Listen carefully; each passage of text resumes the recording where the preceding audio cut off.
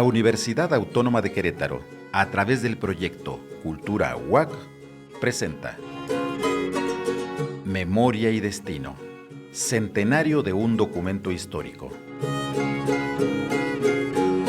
Conducen Blanca Gutiérrez Grajeda, Ana Cecilia Figueroa y Pablo Parga.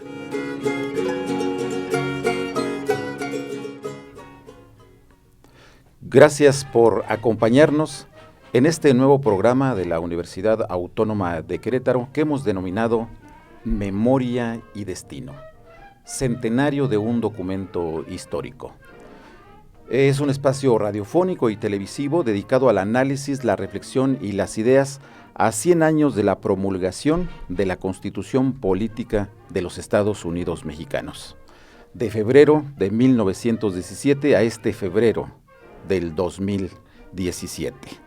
Para esta tarea nos hemos reunido 3 profesores universitarios, la doctora Blanca Gutiérrez Grajeda, la maestra Ana Cecilia Figueroa y un servidor Pablo Parga. Bienvenidos, bienvenidas. Hola, ¿qué tal? Hola. Un saludo. ¿Qué tal? Bueno, pues estamos iniciando este primer programa y pues yo creo que convendría que habláramos un poquito de cuáles son los temas que vamos a tratar en un programa como este y por qué la necesidad de un programa como este.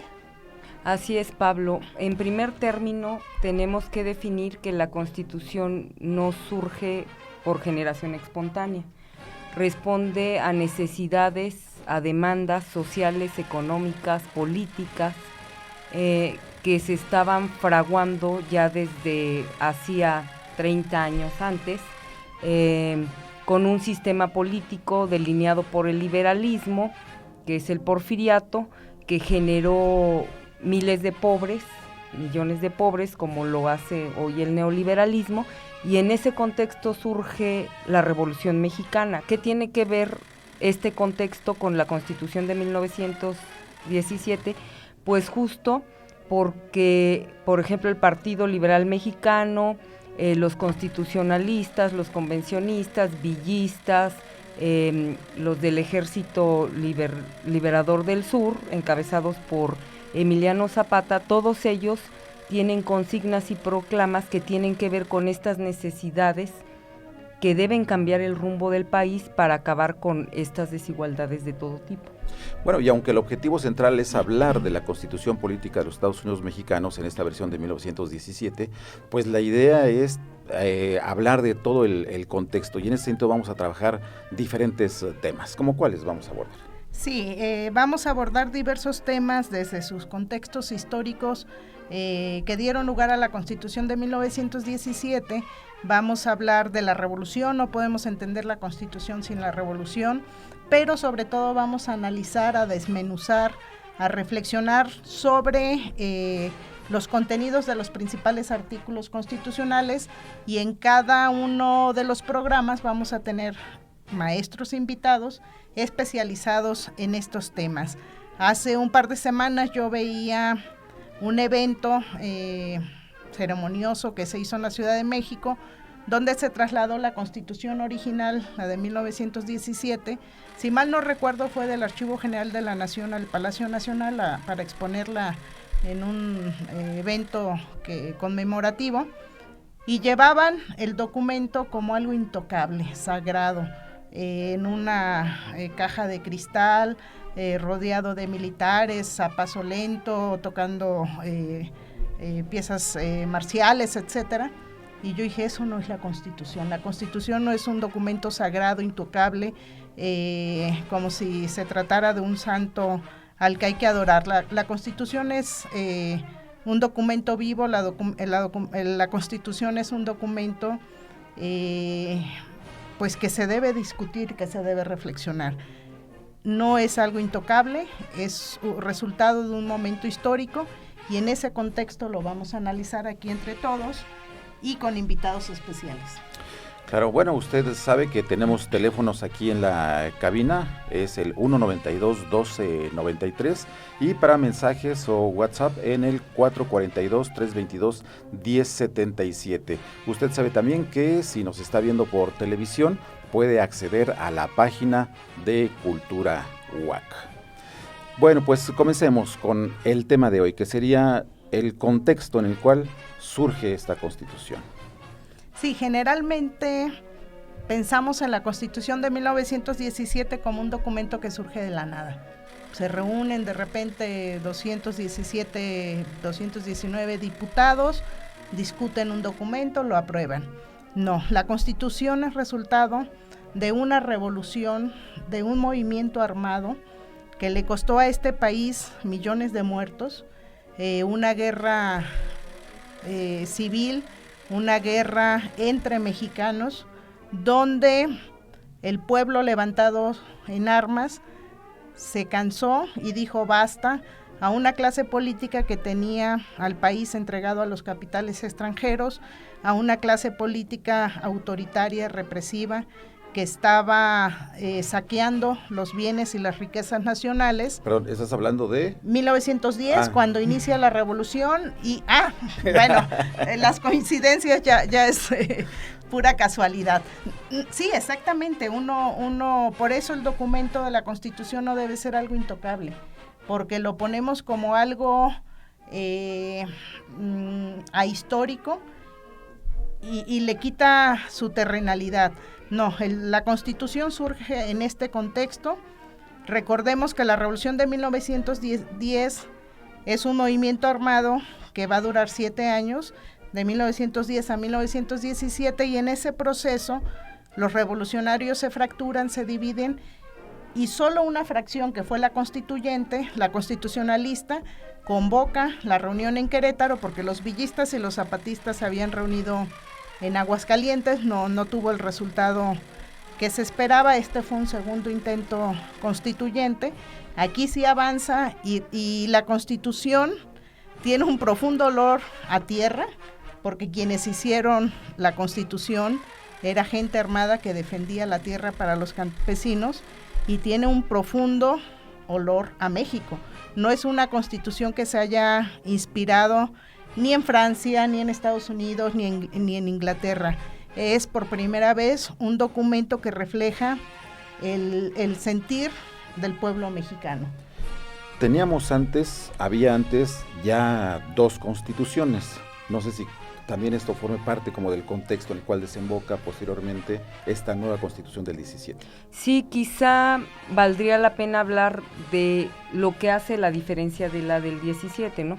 1824 se establece la República Federal después de la monarquía del primer imperio con Agustín de Iturbide, y ahí lo interesante está en los antecedentes, en el preámbulo que abre con el nombre de Dios Todopoderoso.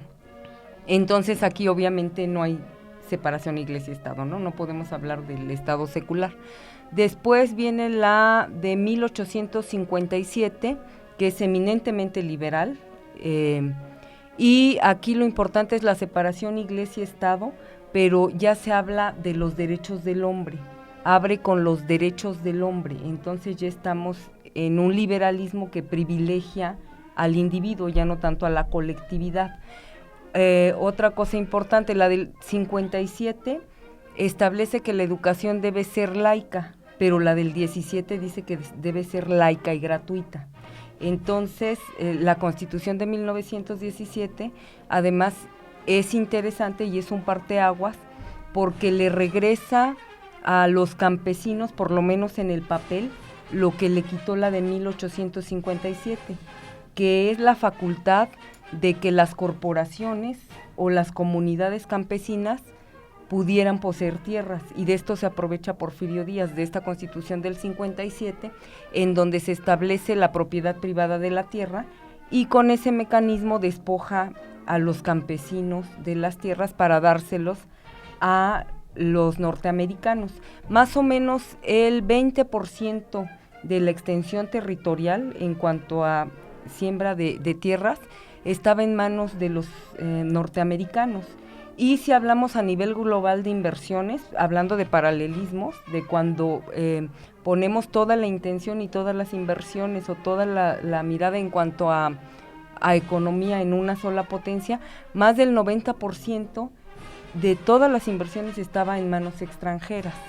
Y además, si a esto le sumas una crisis económica mundial en 1907, una crisis interna en el país económica en 1905, sequías prolongadas, inconformidad social y un capital extranjero que obviamente no tiene raíces en México, no tiene ningún compromiso con el país, y que en esta carencia alimentaria exporta el 100% de lo que produce y entonces deviene en la hambruna. Estas son las condiciones en las que se fragua la Revolución de 1910. Bueno, entre 1910 y 1917 se dan muchos acontecimientos. De una manera muy rápida, ¿cómo podríamos hacer esa descripción? Sí, luego cuando estudiamos historia o los maestros enseñan historia, nos confundimos con tantas fechas, tantas batallas, tantos bandos. Pensamos que eran amiguísimos Villa, Zapata y Carranza, y en realidad eran adversarios, sobre todo Carranza y Villa, contra Villa y Zapata. Hoy están enterrados en el Monumento a la Revolución en un mismo lugar, pero yo creo que ahí se siguen peleando entre ellos todavía. Representaban proyectos de nación diferentes y en algunos sentidos contrapuestos. Es un periodo cargado de acontecimientos. Tenemos también una enorme influencia de Estados Unidos en los acontecimientos de este periodo. Es el asesinato de Francisco I. Madero, es una época de muchas atrocidades, es una época de una enorme violencia, donde se desata una crisis económica, en mi opinión, una de las crisis económicas más fuertes que ha tenido este país. Proliferan los billetes revolucionarios por todos lados, los llamados bilimbiques. Cada fracción revolucionaria tenía su propio papel moneda. No había un sistema financiero reconocido por ninguno de los grupos revolucionarios. Los villistas tenían su papel, los zapatistas, los carrancistas. Incluso hubo regiones como en Querétaro donde los propios gobiernos estatales emitían su propio papel moneda. Entonces fue un caos, y en ese caos hubo una gran crisis económica, y en esa gran crisis económica la gente tenía hambre, había escasez de alimentos, y fue un periodo de crisis humanitaria, sobre todo las grandes ciudades como la Ciudad de México, Guadalajara y Querétaro también en este paquete. La gente literalmente moría de hambre porque no había para comer. Son los grandes acontecimientos que marcaron a la época.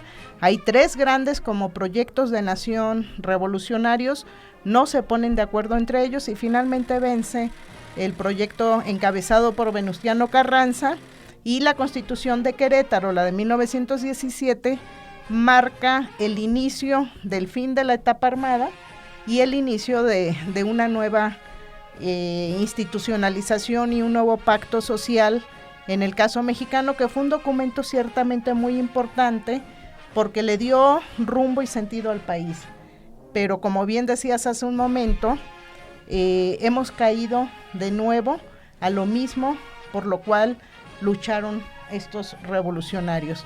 Si Villa, si Zapata, si Carranza, si Obregón, si Heriberto Jara, si los hermanos Flores Magón hubieran estado en el Teatro de la República el domingo pasado, bueno, se vuelven a morir de lo que encontrarían en ese lugar, porque los que estaban ahí en ese teatro representan exactamente lo mismo por lo cual lucharon todos ellos.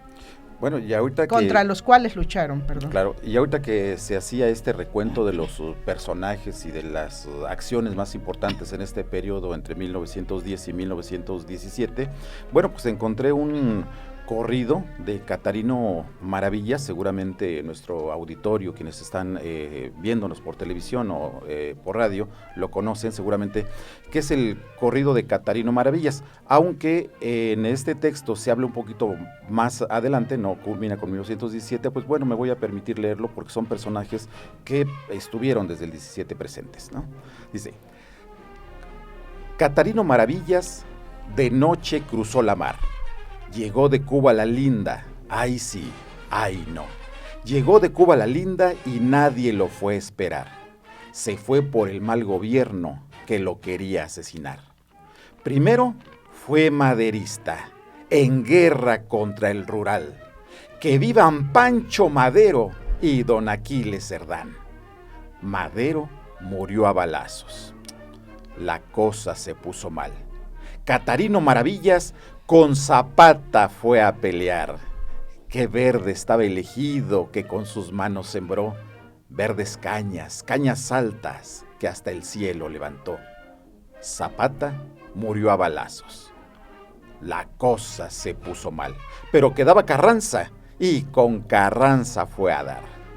Montaña azul del domingo, lunes salobre del mar, combate que empieza en martes para el viernes acabar.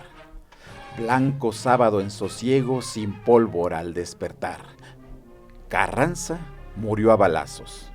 La cosa se puso mal. Catarino Maravillas con Villa se fue a pelear. Caballito de batalla, galopar y no llegar. Caballito de batalla, nunca podrás descansar. Villa fue muerto a balazos. La cosa se puso mal. Catarino Maravillas se regresa a la ciudad. Catarino Maravillas sintetiza la nación. Grita el 15 de septiembre que vivan por muchos años la Virgen de Guadalupe y el general Obregón. Obregón murió a balazos. La cosa se puso mal. Catarino Maravillas de nuevo se fue a pelear. Una mañanita blanca, blanca en los rieles del tren, se fue camino del norte, se fue para no volver. Del norte se fue a La Habana, destierro en el corazón. Catarino Maravillas. Catarino Maravillas piensa regresar a México cuando haya revolución.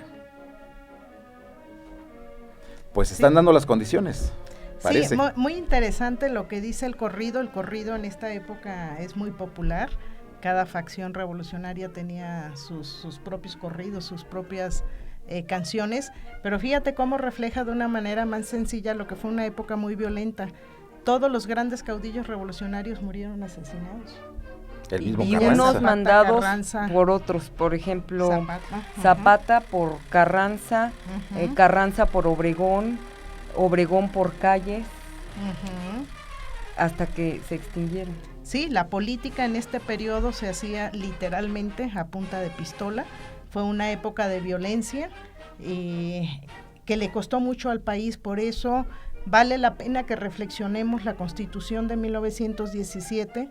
Yo hacía un ejercicio hace un par de días con los alumnos y reflexionábamos qué pasaría si Villa, Zapata, Carranza regresaran y vieran el México de nuestros días. No solo se volverían a morir, sino hubieran dicho de qué sirvió tanto esfuerzo, de qué sirvió una revolución si otra vez estamos igual o incluso peor en muchos sentidos a lo que se vivió hace 100 años. Le recordamos nuestros teléfonos en cabina para usted que nos escucha a través de la radio 192-1293. También nos puede mandar mensajes o WhatsApp al teléfono 442-322-1077 y por internet, usted ya sabe, estamos en la página de la Universidad Autónoma de Querétaro de Cultura UAC. Bueno, se dan todos estos sucesos históricos, revolucionarios, y cómo se hace la convocatoria específicamente para llegar a diciembre del 16. Solo con constitucionalistas. Esto es interesante en la Constitución de 1917 porque quienes recogen las demandas y las consignas de todos los grupos revolucionarios, que como ya decía Blanca, eran antagónicos en sus proyectos de nación, en los proyectos que estaban planteando. Sin embargo, los constituyentes del 17, todos constitucionalistas, sí recogen y plasman esas demandas de todos los grupos revolucionarios, incluso del primer movimiento revolucionario que tiene fines eminentemente políticos, que es el maderista, con ese artículo de la Constitución que prohíbe la reelección consecutiva. Recordemos que Madero se lanza a la revolución con la consigna sufragio efectivo, no reelección. Y uno de los requisitos para ser diputado constituyente, para que te eligieran, era que no hubieras ocupado un cargo o hubieras estado afiliado a la causa de los otros grupos revolucionarios, llámense zapatistas, villistas, o cuando estuvieron juntos zapatistas y villistas convencionistas. Entonces, de suyo es una convocatoria excluyente, pero paradójicamente finalmente sí recoge todas estas demandas. ¿Carranza tenía realmente esta visión de hacer una constitución como la que resultó? ¿Tenía esa idea? ¿Qué pasa ahí? No, mira, la idea de la constitución, de una nueva constitución aparece de hecho desde 1914. En la Convención de Aguascalientes ya se habla de la necesidad de una nueva constitución. En 1915 Carranza dice, vamos a convocar a un constituyente, pero primero tenemos que pacificar al país, primero tiene que haber elecciones municipales y primero tiene que haber una serie de circunstancias. Cuando Carranza convoca el constituyente, aquí en Querétaro, presenta un documento de reformas a la Constitución del 57, y es un proyecto bastante tibio, bastante moderado, y resulta que al constituyente de Querétaro llegó gente muy radical, gente muy brava, que dijeron, a ver, ¿cómo que hicimos toda una revolución? Murieron tantos mexicanos para terminar con un documento tan tibio. Y entonces todos estos grupos que se les conocen como los jacobinos, encabezados en buena medida por Álvaro Obregón, modifican a fondo la Constitución, establecen el reparto agrario, establecen la educación laica, gratuita, obligatoria, los derechos laborales que por primera vez se elevan a precepto constitucional, jornada laboral de 8 horas, salario mínimo, etcétera, etcétera. El tema de la iglesia fue un tema fundamental en el Congreso Constituyente aquí en Querétaro, y resulta un documento diametralmente opuesto a lo que originalmente planteó Venustiano Carranza, pero Carranza supo en su momento respetar pues lo que la mayoría de la asamblea decidió.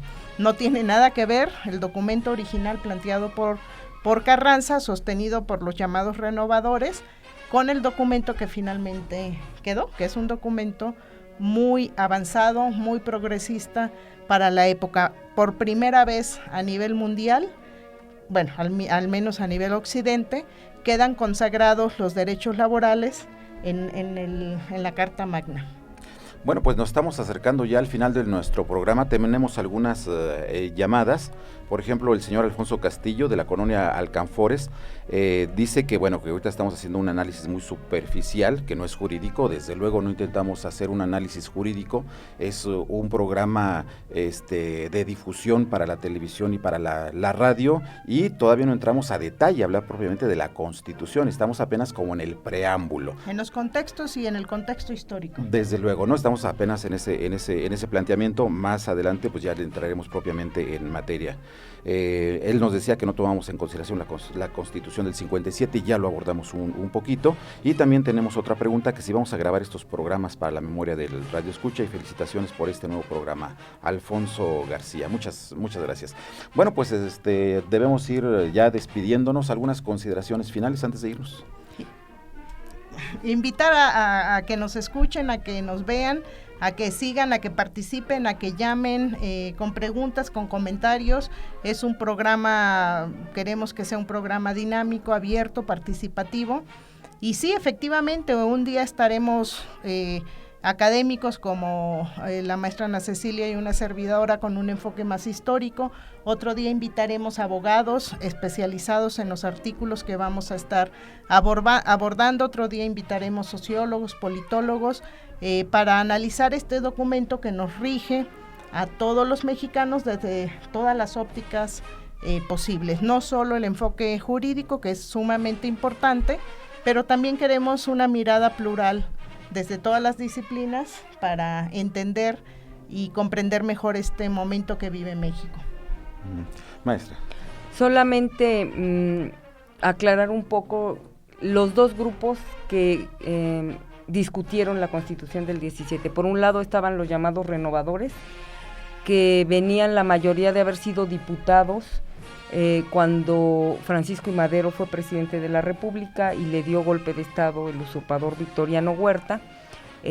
Muchos de ellos son hechos prisioneros, pero son a la manera de la política de Madero, burguesa, tibia, que está buscando reformas, pero no un cambio en las estructuras del sistema político, del sistema económico, versus los jacobinos. Bueno, habrá que señalar que estos renovadores obedecían las órdenes del primer jefe del ejército constitucionalista, Venustiano Carranza, y por el otro lado tenemos a los jacobinos, que como ya planteaba Blanca, estaban liderados por el general Álvaro Obregón, eran más radicales en todos los sentidos, y es a quienes debemos los artículos más reivindicadores en cuanto a derechos laborales, reparto de tierras, pero también en cuanto a la división Iglesia-Estado que ya se había establecido en el 57, pero que ahora se aterriza sobre todo en la educación, en donde se prohíbe que en las escuelas privadas se den clases de religión. Y bueno, eso ya es materia de nuestros próximos programas. Iremos analizando, como se planteaba al inicio, varios. A lo mejor no nos da tiempo de todos, o a lo mejor no todos merecen un programa específico para cada uno de los artículos que vayamos a analizar en este programa, ¿no? Bueno, pues ha llegado el momento de despedirnos. Le agradecemos a usted que estuvo con nosotros a través de la radio, y a usted que estuvo también con nosotros en el programa de televisión. Es así como llegamos al final de Memoria y Destino, centenario de un documento histórico. Muchas gracias, Blanca, muchas gracias. Gracias, y gracias a usted.